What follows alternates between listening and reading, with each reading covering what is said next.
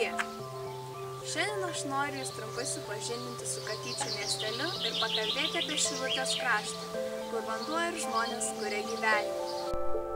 Katyčiams jau beveik 600 metų. Miestelis išgyveno epidemijas, marą, karus, buvo sugriautas ir vėl atstatytas. Katyčiuose galite pasigrožėti senąją turgaus aikštę, evangelikų liuteronų bažnyčia, apsilankyti mokyklos muziejuje ar istorijos mokytojo Algimanto Valaičio kuriamame etnografinėme kampelyje.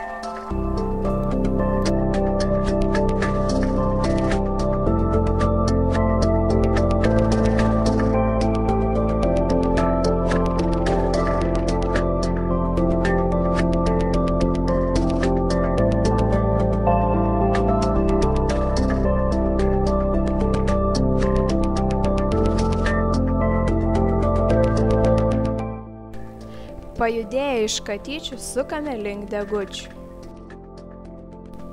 Unikalioji Degučių bažnyčia iš tolo jau atrodo puikiai.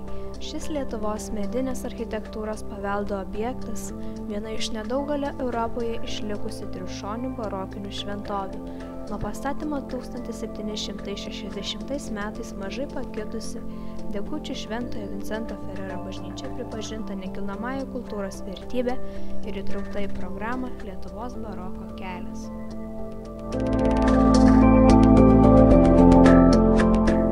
Toliau mūsų laukia Žemaičių naumiestis. Prie Šusties upės išsidėstęs mielas ir jaukus miestelis vilioja stabtelėti, aplankyti daug įdomių vietų.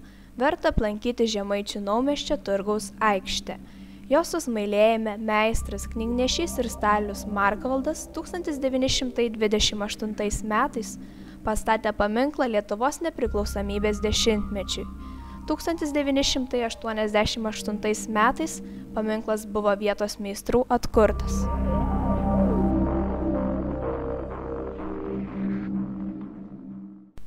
Šilutė susikūrė susijungus 3 kaimams – Šilo karčiamai, Verdainiai ir Žibams. Prieš metus jai sukako 500 metų.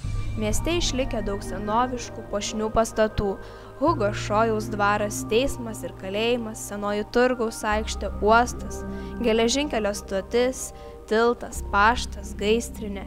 Miesto centrą puošia evangelikų liuteronų bažnyčia.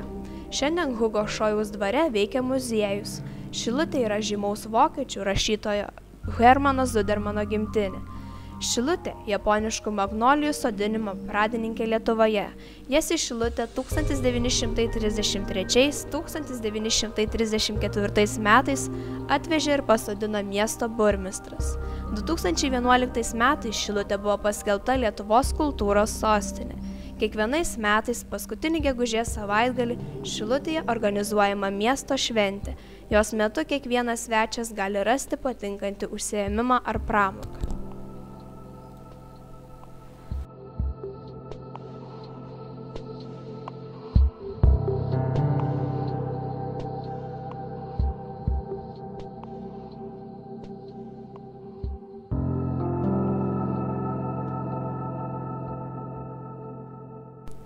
Rusnė – viena seniausių gyvenviečių Nemuno deltoje, įkurta 15 amžiuje.